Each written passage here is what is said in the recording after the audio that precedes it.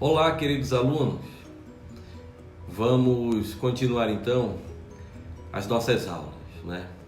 E nessa terceira aula vamos falar em algo bastante importante que vai ser a base fundamental que vocês devem caminhar a partir daí, né?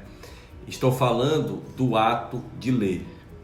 E tem um pequeno artigo de Paulo Freire que trata justamente do ato de ler. E eu vou produzir essa fala em cima deste artigo, tá certo? Então, nele nós podemos observar 5 pontos. Visualizem aí no esquema que vou colocar aqui na tela para vocês.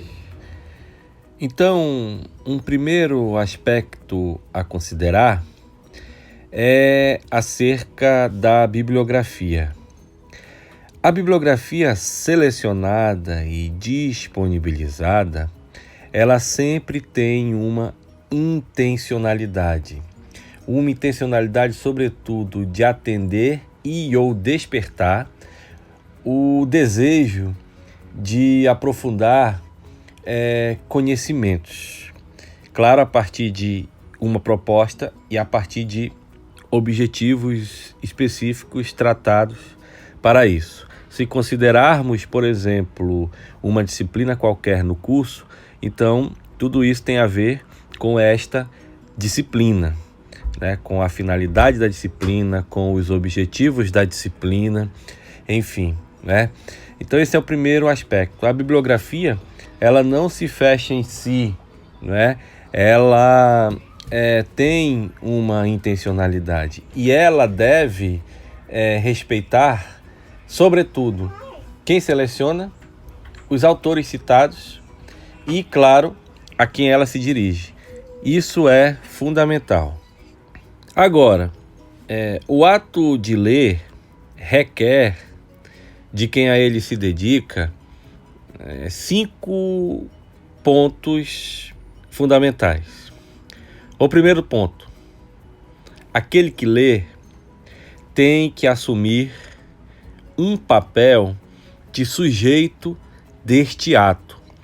E o que é ser sujeito do ato de ler?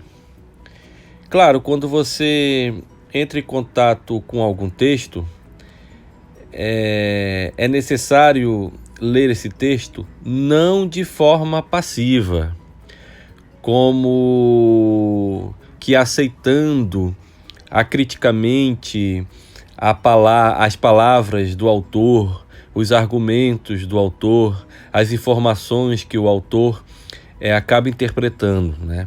Não é essa atitude passiva, mas sim ativa.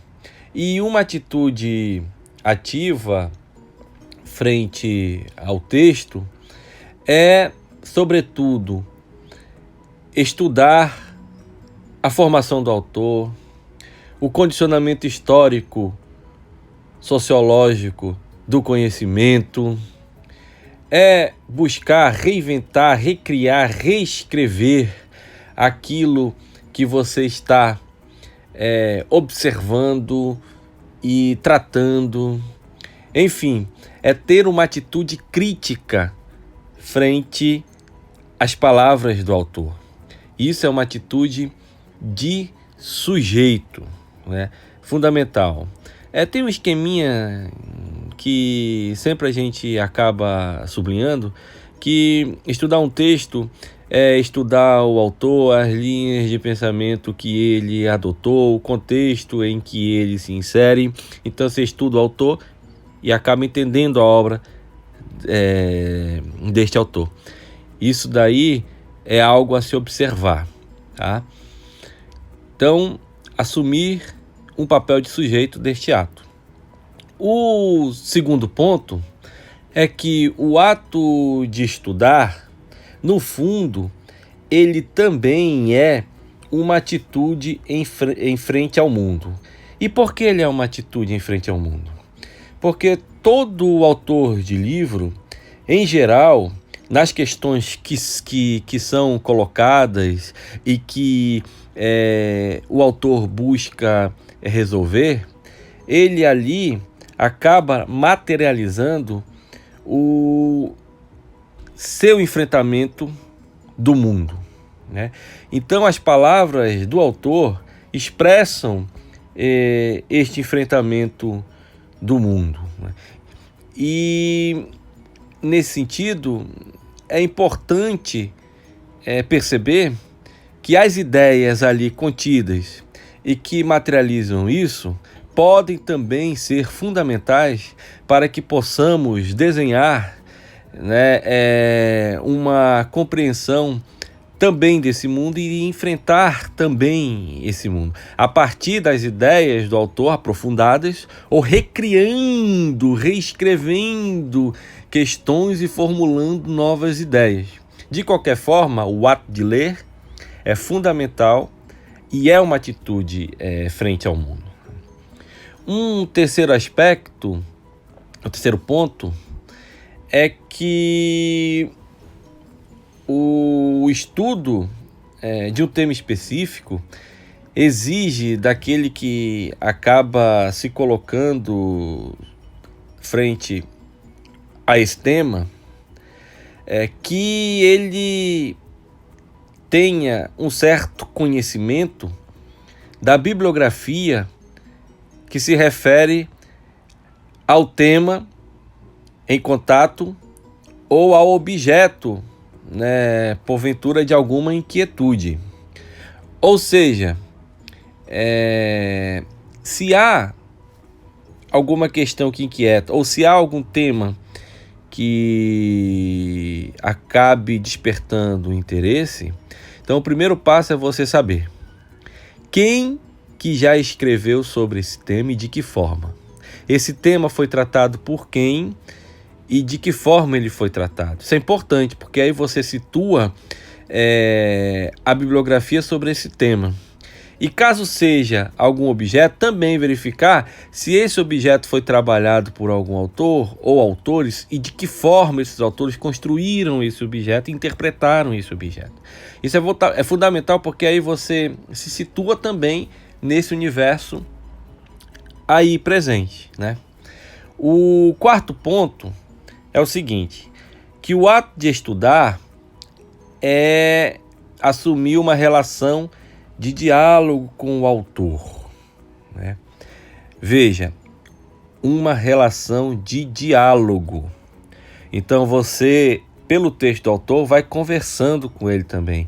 E o texto do autor, em geral, caso você assuma essa atitude de diálogo, né, você consegue, pelo texto, identificar os caminhos percorridos pelo autor para chegar até aquela questão principal, né? Aquela interpretação, principalmente. Tá? Então, essa atitude de diálogo também requer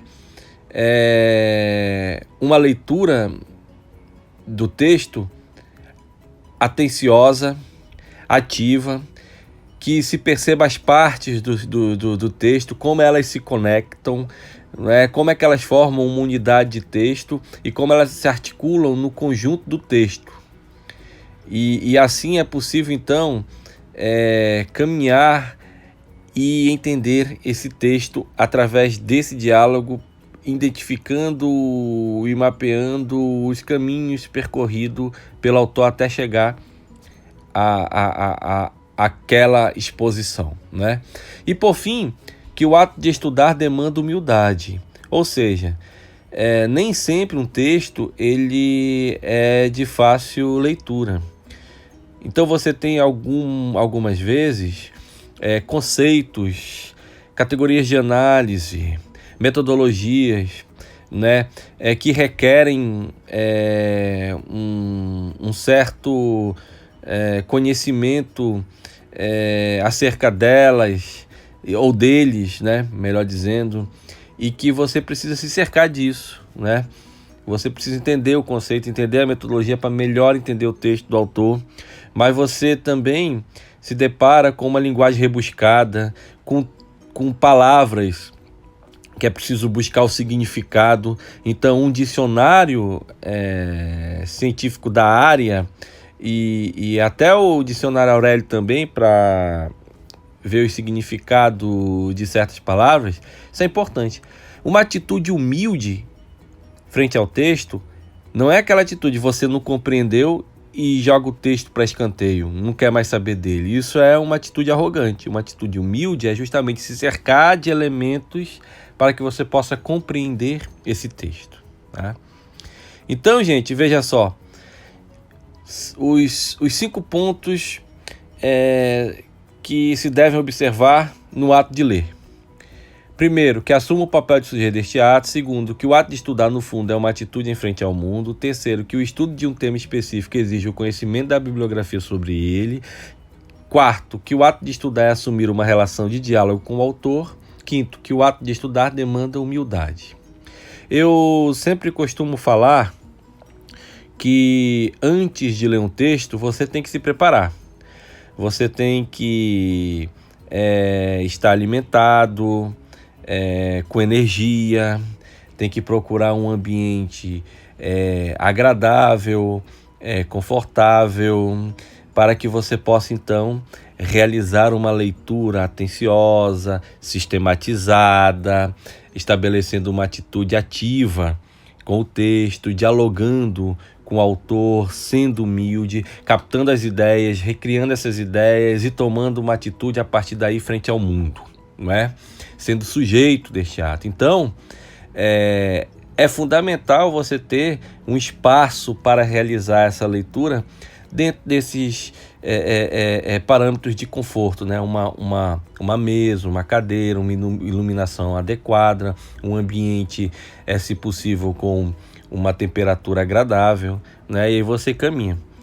Claro que, às vezes, muitos dizem assim, e quando eu vou ler, no 3º parágrafo já estou dormindo. Poxa, mas essa pessoa vai ler depois de uma feijoada e deitado na rede, daí não tem como não dormir, né? Ou deitado na cama, né, com uma temperatura agradável, e você vai começar a ler deitado, dorme. Então, claro, não é nesse sentido, né? É necessário um espaço para realizar essa leitura e um espaço adequado. Ok? Então, gente, a leitura é uma atividade fundamental que vocês terão que realizar, né? E vocês terão um papel fundamental nesse processo.